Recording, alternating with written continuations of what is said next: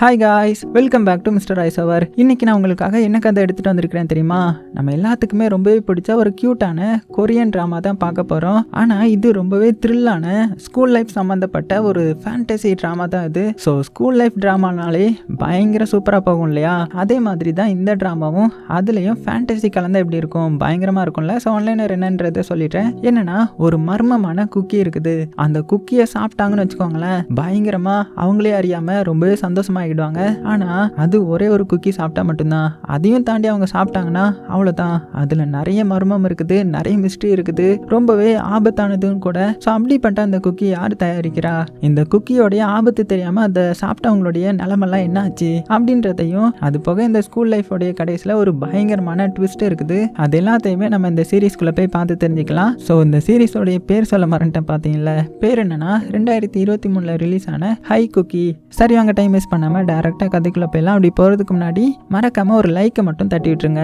Opening சீன்லேயே ஒரு exam காலம் தான் காட்டுறாங்க. 12th ஸ்டாண்டர்டுக்கு போர்டு எக்ஸாம் நடந்துட்டு இருக்குது. எல்லா ஸ்டூடெண்ட்ஸும் ரொம்பவே மும்முரமாக எழுதிட்டு இருக்காங்க. மேக்ஸ் டெஸ்ட் வர. ஸோ எல்லாருமே மூளையை போட்டு கசக்கி சம் போட்டுட்டு இருக்க. அப்போ ஒரு பையனை காமிக்கிறாங்க. சம் போட்டு பார்க்கறதுக்கே 2 அடிஷ்னல் சீட் வாங்குவோம் போல. அந்த அளவுக்கு பரபரப்பாக இருக்கிறான். ஒரு வழியாக பிக் கொஸ்டின் எல்லாத்துக்கும் ஆன்சர் எழுதி முடிச்சுட்டு 1 வேர்ட் கொஸ்டினை மார்க் பண்ண ஸ்டார்ட் பண்ணுறான். இந்த டைமில் என்ன ஆகுதுன்னா, திடீர்னு அந்த பையனுடைய மூக்கில் இருந்து ரத்தம் வருது. ஸோ இதை பார்த்ததுமே அங்கே இருந்த ஸ்டாஃப் வந்து என்ன பண்ணுறாங்கன்னா, டிஷ்யூ பேப்பர் கொடுக்குறாங்க. அவனும் பிளட் வந்தது கண்டுக்காம அகைன் வந்து ஃபில் பண்ணிட்டு இருக்கிறான். எக்ஸாம் டைம் வர முடிய பெல் அடிச்சிருது. ஸோ எல்லா ஸ்டூடெண்ட்டும் பார்த்தீங்கன்னா எழுதுற ஸ்டாப் பண்ணிட்டு ஹேண்ட்ஸ் அப் பண்ணிட. அவன் ஃபுல்லாக கம்ப்ளீட் பண்ணல போல எழுதிட்டே இருக்கிறான். ஆனால் எழுத விட மாட்டாங்க இல்லையா? வந்து பேப்பரை எடுத்துகிட்டு போய்ட்றாங்க. ஸோ எக்ஸாம் முடிஞ்சால் அடுத்த செகண்ட்லேயே கொஸ்டின் பேப்பரை கிழிச்சு போட்டுட்டு, அப்பாடா நிம்மதிடா, நல்லா எழுதுனமோ இல்லையோ, எக்ஸாம் முடிஞ்சிருச்சுரா அப்படின்னு நினைக்கிறவங்க மத்தியில் அந்த பையன் பார்த்தீங்கன்னா 1 வேர்டு ஒழுங்காக பண்ணல அப்படின்ற சோகத்தில் ஸ்கூல் டெரஸ் மேலே நின்று குதிச்சிடலாமா அப்படின்னு யோசிச்சுட்டு இருக்கிறான். ஏன்டா உனக்கே இது ஓவரா தெரியலையா அப்படின்னு தோணுது இல்லை? ஆனால் அவனுக்கு என்ன பிரச்சனையோ அது ஒரு பக்கம் இருக்க. ஒரு பேக்ரவுண்ட் வாய்ஸில் வேற கேட்டுகிட்டே இருக்குது. நீ உன்னுடைய கனவை நினைவாக்கணும்ல, நீ உன்னுடைய லைஃப்ல சீக்கிரமா வின் பண்ணணும்ல, நீ படுற எல்லா கஷ்டமும், நீ வடிக்கிற ஒவ்வொரு சொட்டு கண்ணீருக்கும் ஒரு வழி கிடைக்கணும்ல, நீ கஷ்டப்பட்டு நிறைய எஃபோர்ட் போட்டு படிக்கிற, ஆனா உனக்கு எதுவுமே சரியா நடக்க மாட்டேங்குது, ஒரு நாள் கடக்கிறதே உனக்கு அவ்வளோ கஷ்டமா இருக்குது, இது எல்லாத்துக்கும் என்னதான் முடிவு அப்படின்னு நெகட்டிவ் வைப்ல இருக்கும்போது பின்னாடி இருந்து ஒரு பொண்ணு வந்து இவனை தட்டி கூப்பிட, இவன் பதறி போய் திரும்பி பார்த்தா ஸ்மைலி ஷேப்ல இருக்கிற அந்த ஹை குக்கியை கொடுக்குறான். நீ இதை ஒரு கடிச்சு சாப்பிட்டு பாரு, உன்னுடைய லைஃப் எவ்வளோ அழகா இருக்க போகுதுன்னு பாரு, நீ நினைக்கிற எல்லா விஷயமும் உனக்கு கிடைக்கும், இந்த உலகமே உன்னுடைய கண்ணுக்கு அவ்வளோ அழகா தெரியும், நீ உன்னுடைய மனசுக்கு பிடிச்ச எல்லா விஷயத்தையும் பண்ணலாம், இந்த குக்கி உன்னுடைய லைஃபையே மாத்திடும் அப்படின்னு சொல்ல, இவனும் பல நாள் பசியில சாப்பிடாம இருந்த மாதிரி அதை வாங்கி சாப்பிட சொன்ன மாதிரி அப்படியே நடக்குது. அவனுடைய கண்ணெல்லாம் அப்படியே மல்டி கலரா மாறுது. அவனுடைய கண்ணுக்கு முன்னா எல்லாமே பார்த்தீங்கன்னா கலர் கலரா தெரியுது. இவனும் ஈன்னு சிரிச்சிட்டு இருக்க. ஃபைனலா ஒரு அழகான கலர்ஃபுல்லான வானவில் தெரியுது. இவனும் ஏதோ ஒரு பெரிய பவர் கிடைச்ச மாதிரி ரொம்பவே எனர்ஜெட்டிக்கா இருக்கிறான். நெக்ஸ்ட் டே மார்னிங் ஸ்கூலுக்கு அவ்வளோ ஹாப்பியாக எனர்ஜியாக சிரிச்சுக்கிட்டே போகிறான். அங்கே அவனுடைய ஃப்ரெண்ட்ஸ் குரங்கு கூட்டத்தே மிஞ்சிருவானுங்க போல. கிளாஸில் டீச்சர் இல்லைன்னதும் இப்போ லாண்டா தான் ஆடின மாதிரி அப்படின்னு பிளே கிரவுண்ட் மாதிரி செம்ம ஜாலியாக இருக்கிறாங்க.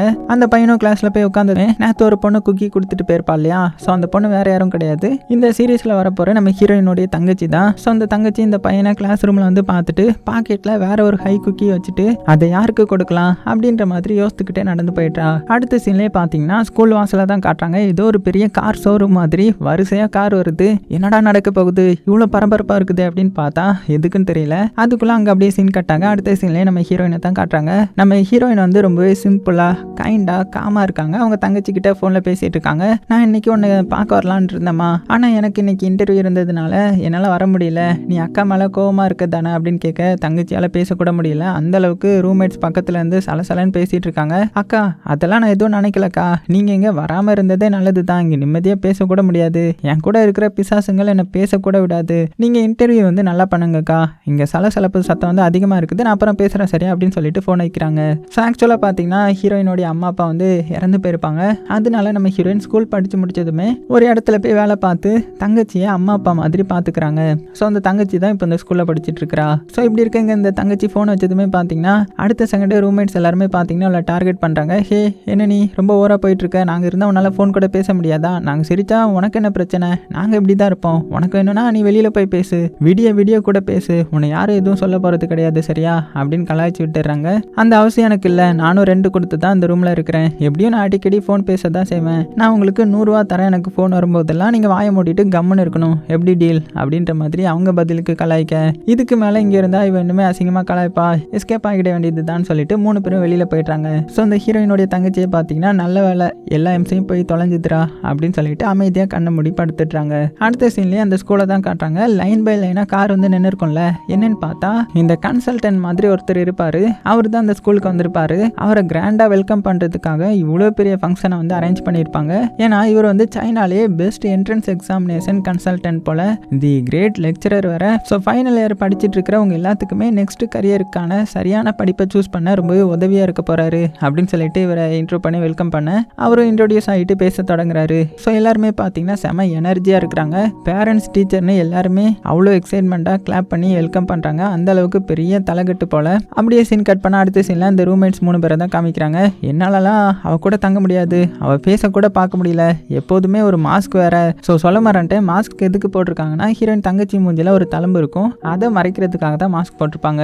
ஸோ இந்த மாதிரி சொல்லிட்டு அவள் பேச்சு எதுவுமே சரி கிடையாது, நான் போக மாட்டேன் இனி அந்த ரூமுக்கு அப்படின்னு புலம்பி தள்ளுறாங்க. ஸோ அவளுடைய 2 ஃப்ரெண்ட்ஸும் ஆல்ரெடி ரூம் எல்லாத்துக்கும் அலோகேட் பண்ணிட்டாங்க, இப்போ போய் சேஞ்ச் பண்ணுறது கஷ்டம் தான், அகைன் சேஞ்ச் பண்ண டைம் வந்தால் அப்போ வேணால் பண்ணிக்கலாம், இல்லை வேற யாரும் வில்லிங்காக இருந்தால் நம்ம வேணால் மாற்றிக்கலாம் அப்படின்னு சொல்ல, இது போதும் எனக்கு, அப்போ உங்கள் 2 பேரில் ஒருத்தங்க என் கூட தங்குங்க, இன்னொருத்தங்க மாஸ்க் போட்ட பொண்ணு கூட தங்குங்கன்ற மாதிரி சொல்ல, உனக்கு ஐடியா கொடுத்தா எங்களையே பலியாக்கிடுவா போல, நாங்களே 3 வருஷத்துக்கு அப்புறம் இப்போ தான் ஒன்றா இருக்கிறோம், எதுவும் நினச்சிக்காதம்மா, நீ அவ கூடயே தங்கு, அவள் மாஸ்க் போட்டால் உனக்கு என்ன பிரச்சனை, மாஸ்க் போட்டாலும் அவள் பிரிட்டியாக தான் இருப்பா, அவள் கூட இரு, நீ கம்ஃபர்ட் ஜோனில் இருக்கணும்னு நினைக்காத, எல்லாரு கூடயும் பேசி பழகு, யாரையும் வேணான்னு நினைக்காத, எல்லாரு கூடயும் எப்படி பாண்டிங்கில் இருக்கிறதுன்னு முதல்ல படி அப்படின்னு அட்வைஸ் கொடுக்க, அட பாவீங்களா, கொஞ்ச நேரத்துக்கு முன்னாடி தான் ரூம் சேஞ்ச் பண்ண ஐடியா கொடுத்தீங்க, என் கூட ஒருத்தங்க ஸ்டே பண்ணுங்கன்னு சொன்னதுக்கு இப்படியா அப்படின்ற மாதிரி இந்த பொண்ணு பார்த்துட்டு, சரி நம்ம ஸ்டோன் பேப்பர் சிசர் கேம் விளையாடுவோம், யார் லூஸ் ஆகுறாங்களோ அவங்க என் கூட இருக்கணும் ஓகேவா அப்படின்னு வலுக்கட்டாயமாக கூப்பிட, அதுக்குள்ளே ஹீரோயினுடைய தங்கச்சி பார்த்தீங்கன்னா அங்கே வந்துடுறாங்க.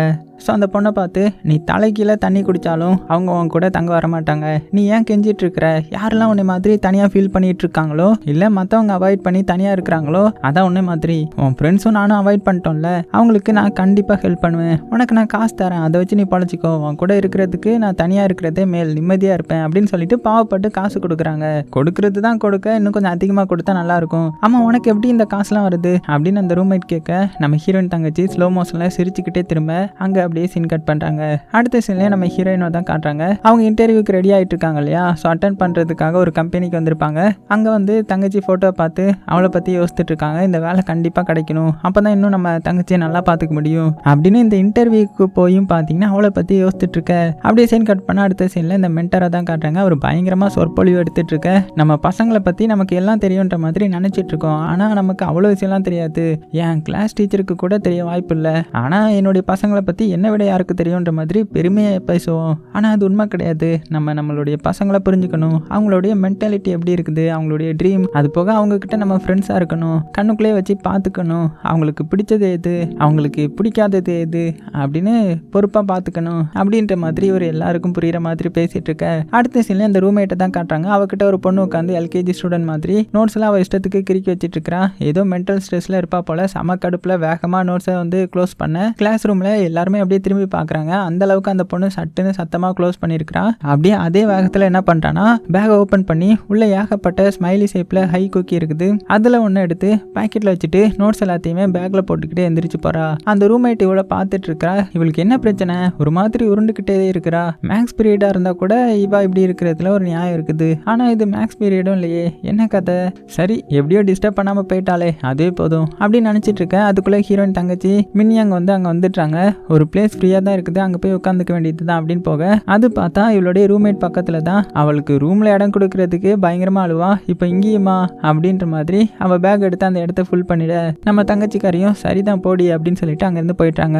அது போக இந்த ஹை குக்கி எடுத்துட்டு ஒரு பொண்ணு போயிருப்பாள்ல, அவள் ரெஸ்ட் ரூம் போக அப்போ நம்ம தங்கச்சி பொண்ணா அவளுக்கு பின்னாடி வந்துட்டு இருப்பாங்க.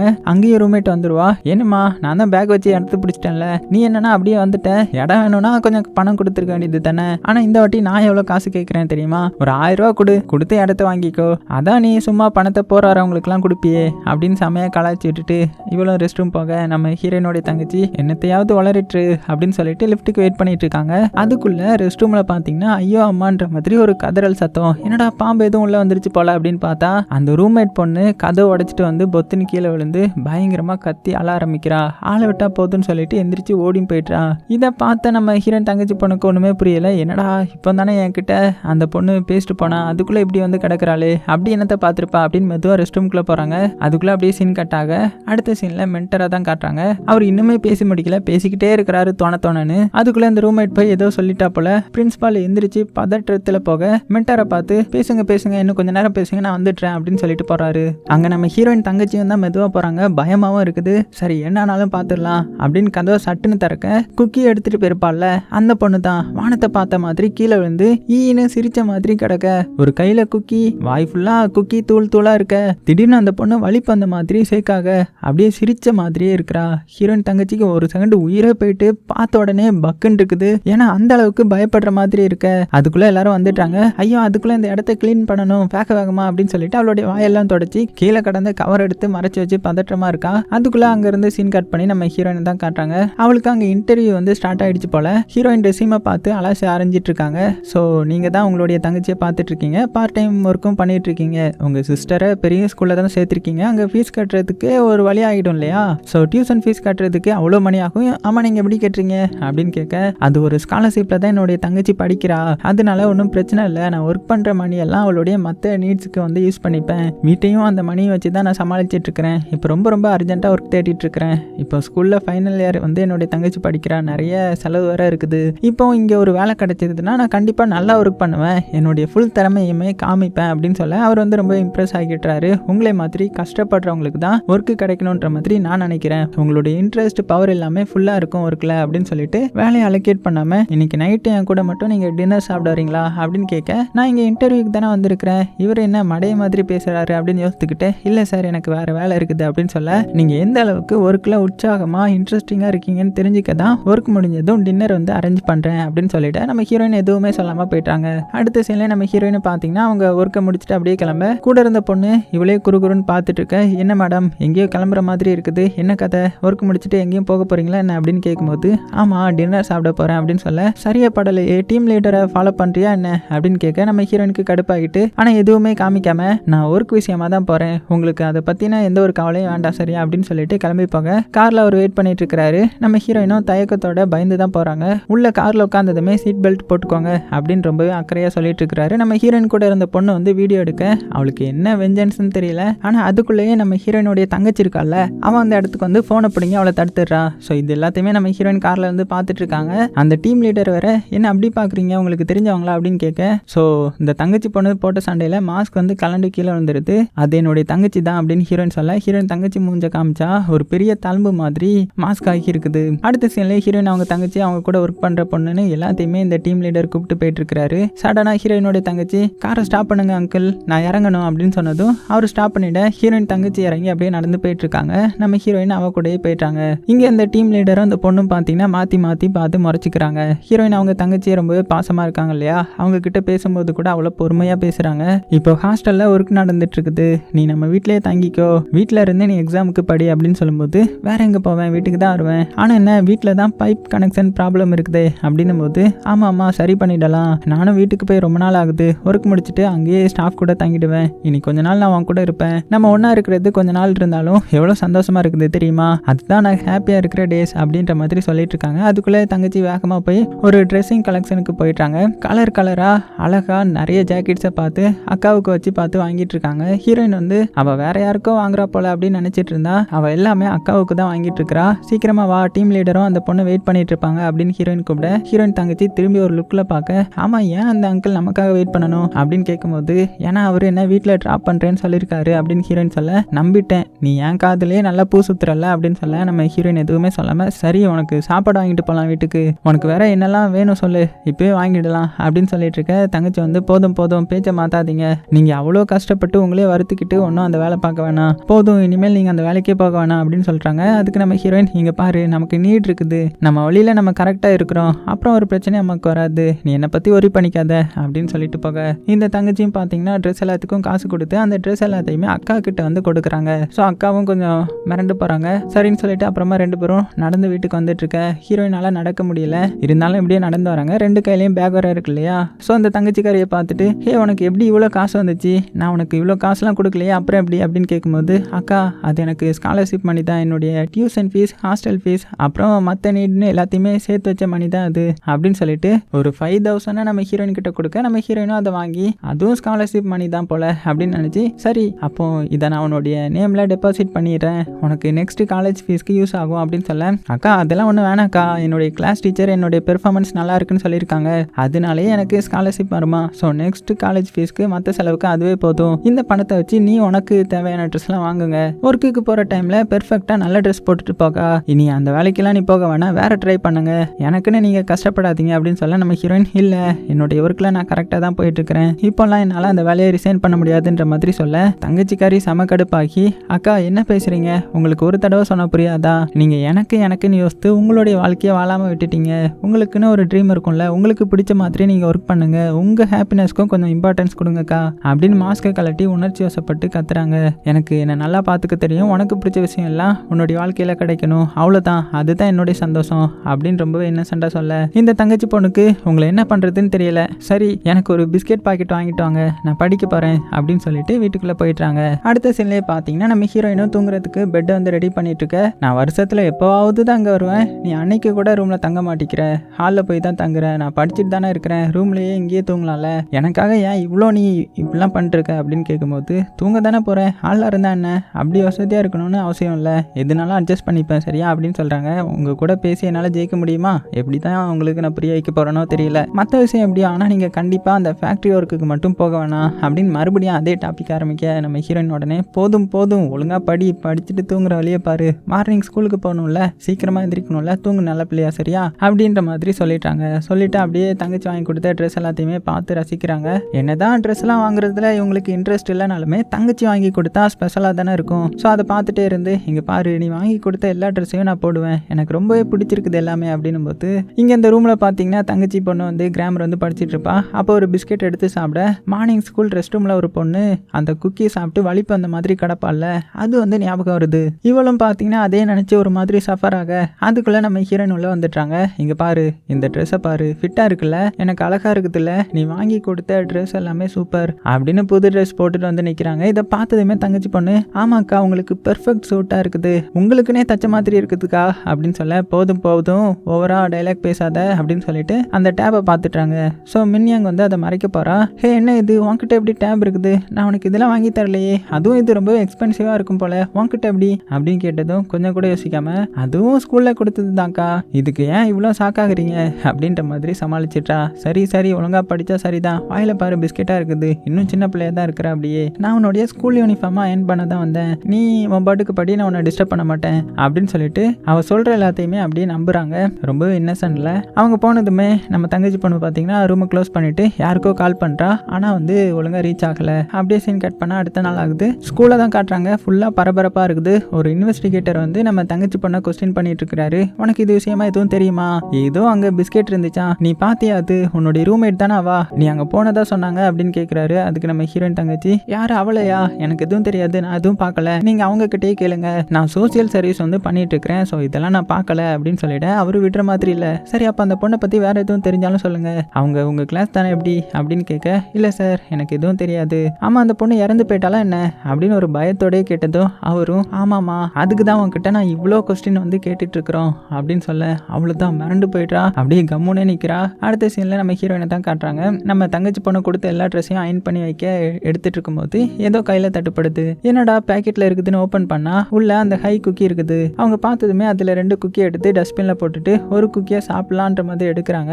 ஆனால் அதுக்குள்ளேயே ஒரு மெசேஜ் வருது. அதை பார்த்துட்டு அப்படியே குக்கியை பாக்கெட்லேயே வச்சுட்றாங்க. அப்படி யாரா மெசேஜ் பண்ணியிருக்கிறா அப்படின்னு பார்த்தா அந்த டீம் லீடர் தான் பண்ணியிருப்பாரு. நாளைக்கு மார்னிங் கொஞ்சம் சீக்கிரமாக வர முடியுமா, நான் உங்ககிட்ட பேசணும் அப்படின்னு மெசேஜ் வர ஹீரோயினும் சீக்கிரமாக போயிட்டுறாங்க. போனதும் என்ன சார் மார்னிங்கே வர சொல்லியிருக்கீங்க, என்ன விஷயம் அப்படின்னு கேட்குறாங்க. அதுக்கு அவர் வந்து அது ஒன்றும் இல்லை, என்னுடைய இடத்துல உங்களை உட்கார வச்சிடலான்னு தான் டீம் லீட் போஸ்ட்டை உங்களுக்கு கொடுக்க போகிறேன் அப்படின்னு சும்மா சொல்ல, சார் காமெடி பண்ணதெல்லாம் போதும், என்ன விஷயமா இங்கே வர சொன்னீங்க சொல்லுங்கள் அப்படின்னு கேட்க, இனி உங்கள் கூட தான் ஒர்க் இருக்க போகுது, அப்போ இந்த காமெடிலாம் வேணும் தானே அப்படின்னு சொல்லி அவர் பயங்கரமாக வலிஞ்சிட்டு இருக்கிறாரு. இனிமேல் நானே உங்களை வீட்டில் ட்ராப் பண்ணிடலான்னு இருக்கிறேன், அதை சொல்ல தான் கூப்பிட்டேன் அப்படின்னு அவர் சொல்ல, ஆனால் சார் ஒரு எம்ப்ளாயிக்கு இதெல்லாம் பண்ணணும்னு அவசியம் இல்லையே அப்படின்னு ஹீரோயின் கேட்குறாங்க. ஆனாலும் அவர் அதெல்லாம் சரிதாம்மா, ஆனால் நீ உண்மையாக இருக்கிறது தான் காரணம், உனக்கு ஒர்க்கில் இருக்கிற இன்ட்ரெஸ்ட் தான் அப்படின்ட்டு அவர் அதையே சொல்லி சாக்கு போக்கு பண்ணிட்டு இருக்க நம்ம ஹீரோயினுக்கு வந்து இப்போ பசிக்க ஆரம்பிக்குது. ஐயோ சாரிம்மா, மார்னிங்கே வர சொன்னது என்னுடைய தப்பு தான், நீங்கள் சாப்பிடாம வந்திருப்பீங்க, இங்கே நான் சாப்பிட எதுவும் தரேன் அப்படின்னு சொல்லி சாப்பாடு கொடுக்குறாங்க. நம்ம ஹீரோயினும் அப்படியே கிளம்புறாங்க. ஆனால் மறுபடியும் திரும்ப வந்து சரி அவரு தந்திருக்கிறாரு, நம்மளும் அவருக்கு ஏதாவது கொடுக்கணும் அப்படின்னு சொல்லிட்டு இவங்க பாக்கெட்டில் அந்த குக்கி இருக்கும் இல்லையா, அதை வந்து கொடுத்துட்டு போயிட்டாங்க. அவருக்கு செம ஹாப்பியாக இருக்குது, நமக்கு குக்கிலாம் கொடுத்துருக்காளே அப்படின்னு சொல்லிட்டு. அந்த குக்கியோட சுயரூபம் தெரியாது இல்லையா அவருக்கு, பாவம் என்ன நடக்க போகுதோ. அங்கேருந்து அப்படியே சீன் கட் பண்ணால் அடுத்த சீனில் நம்ம ஹீரோயினும் அவ கூட ஒர்க் பண்ணுற பொண்ணையும் தான் காட்டுறாங்க. அந்த பொண்ணுக்கு தான் வாய் வந்து சும்மாவே இருக்காது இல்லையா, நம்ம ஹீரோயின் கிட்ட தேவையில்லாமல் பேசுகிறா. ஆமாம் நேற்று எப்படி போச்சு, டீம் லீடர் கூட டின்னர் போனியா என்ன அப்படின்ற மாதிரி கேட்க, அது உனக்கு தெரியாதா என்ன, அதான் வீடியோ எடுக்க போய் என்னுடைய தங்கச்சிக்கிட்ட அடி வாங்கினியே மறந்துட்டியா அப்படின்னு பதிலுக்கு நம்ம ஹீரோயின் சொல்ல, சரி சரி அதை விடு, ஆமாம் நீ என்ன புது ட்ரெஸ்லாம் போட்டிருக்கிற, என்ன டீம் லீடர் வாங்கி கொடுத்தாரா அப்படின்னு வந்து இவா வேனுக்குனே பேசிகிட்டு இருக்க. ஹீரோயினுக்கு ஒரு பக்கம் பயங்கரம் வருது, ஆனால் வெளியில் காமிக்கல. நான் என்ன ட்ரெஸ் போட்டால் உனக்கு என்ன, யார் வாங்கி கொடுத்தா உனக்கு என்ன, நீ கூட தான் நேற்று போட்டிருந்தா அதே ட்ரெஸ்ஸை போட்டிருக்கிற, நான் ஏதாவது உங்ககிட்ட கேட்டேனா அப்படின்னு கேட்குறாங்க. அவள் அப்படியே அமைதியாகாம, அம்மா உன்னுடைய தங்கச்சி முகத்தில் ஒரு பெரிய மாஸ்க் இருக்குது, என்ன கதை, யார் போட்ட தழும்போது, அவள் எக்ஸ் பாய் ஃப்ரெண்ட் போட்டு விட்டதா அப்படின்னு வந்து பார்த்தீங்கன்னா ஒரு தேவையில்லாத கொஸ்டின்லாம் கேட்டுட்டு இருக்கிறா. நம்ம ஹீரோயின் வந்து செம்ம கடுப்பாயிட்டாங்க, அவளை போட்டு பந்தாடிட்டா. நானும் சரி வாய் முடுவேன்னு பார்த்தா நீ என்ன ஓவரா பேசிட்டு இருக்க, உனக்கு வாயிலேயே கொடுத்தாதான் அடங்கு அப்படின்னு சொல்லி செம அடி கொடுக்குறாங்க. அவளும் ஐயோ யார் என்னன்னு தெரியாம பேசிட்டோமோ, தப்பு தான் என்ன மன்னிச்சிரு, நீ உன்னுடைய ரூட்டுக்கே நான் வரமாட்டேன் அப்படின்னு சொல்லி மன்னிப்பு கேட்குறா. நம்ம ஹீரோயினும் பொழைச்சிப்போ, உனக்குலாம் இப்படி ரகுடா இருந்தா தான் சரி வரும், என்னுடைய மூஞ்சிலே முழிக்க கூடாது, ஓடி பேரு அப்படின்னு சொல்லிட்டு போயிட்டாங்க. அடுத்த சீன்ல ஹீரோயினுடைய தங்கச்சி இவளுக்கு ஃபோன் பண்ணி தாண்டவம் ஆடிட்டு இருக்க, என்னுடைய பேன்ல இருந்த குக்கியை எடுத்தது யாரு, நீங்க தான் ட்ரெஸ் எடுத்து அயன் பண்றதா, அதை எடுத்தீங்களா, எங்க போட்டீங்க அப்படின்னு வானத்துக்கும் பூமிக்கும் அப்படியே குதிச்சிட்டு இருக்க. ஆமா நான் தான் எடுத்தேன், அது பார்க்க அழகா இருந்துச்சு, ஒரு குக்கி மட்டும் தான் நான் எடுத்தேன், மிச்சத்தை டஸ்ட்பின்ல போட்டுட்டேன் அப்படின்னு பொறுமையா சொல்ல, தங்கச்சிக்கு வந்து பயங்கர சூடாகுது. என்னக்கா நீங்க என்னோட ட்ரெஸ்ஸை எனக்கு அயன் பண்ண தெரியாதா, நீங்க எதுக்கு இதெல்லாம் பண்றீங்க, இப்போ அந்த குக்கியை சாப்பிட்டீங்களா என்ன அப்படின்னு கேட்டதும், இல்லம்மா அதை நான் சாப்பிடல, நான் அதை டீம் லீடர்கிட்ட கொடுத்துட்டேன், அவர் சாப்பிட்டு இருப்பாரு அப்படின்னு சொல்லவும், ஐயோ கடவுளே உங்களை வச்சு என்ன பண்றது, இருங்க நான் வரேன் உங்களை பார்க்க அப்படின்னு சொல்ல, என்ன நீ பிஸ்கெட்டை பார்க்கறதுக்காக வரியா, என்னடா இது எனக்காக கூட நீ வந்தது கிடையாது, இப்போ அதுக்கு மட்டும் வரியே அப்படின்னு சொல்லி புலம்பிட்டே வந்துட்டு இருக்க. எதிரில் வந்து டீம் லீடர் வராரு. சும்மா வந்தா கூட பரவாயில்ல, அந்த குக்கியை சாப்பிட்டுக்கிட்டே வர, நீங்க கொடுத்த குக்கி வந்து செம்ம டேஸ்டா இருக்குது, நீங்க சாப்பிடாம எனக்கு கொடுத்துருக்கீங்க அப்படின்ற மாதிரி பெருமையா சொல்லிட்டு இருக்கிறாரு. அதே டைம்ல நம்ம ஹீரோயினும் தங்கச்சிக்கு ஃபோன் பண்ணிக்கிட்டே அந்த இடத்துக்கிட்ட அப்படியே கிளம்பி போறாங்க. அவங்க போனதுமே அந்த டீம் லீடருக்கு அந்த பிஸ்கெட் வந்து அதோடைய சுயரூபத்தை காமிக்க ஆரம்பிக்குது. அந்த இடமே கலர்ஃபுல்லா மாறுது, இவர் தலை சுத்திட்டே வருது, ஆளையே ஒரு மாதிரி பண்ணி என்னமோ பண்ணுது அவருக்கு. ஆனா கொஞ்ச நேரத்துல நார்மல் ஆயிட்டாங்க. அடுத்த சீன்ல டீம் லீடர் பாத்தீங்கன்னா ஒரு மீட்டிங் அரேஞ்ச் பண்ணி பேசிட்டு இருக்கிறாரு. அப்போ திடீர்னு ஹை குக்கியோட எஃபெக்ட் வருது, அவருக்கு மட்டும் புதுசா இருக்குது, கலர்ஃபுல்லா இருக்குது, அதுவும் இல்லாம அவரை சுத்தி பொண்ணுங்களா இருக்கிற மாதிரி ஏதேதோ இருக்கு கண்ணுக்கு தெரியுது, கீழே விழுந்து தனியா சிரிச்சிட்டு இருக்கிறாரு.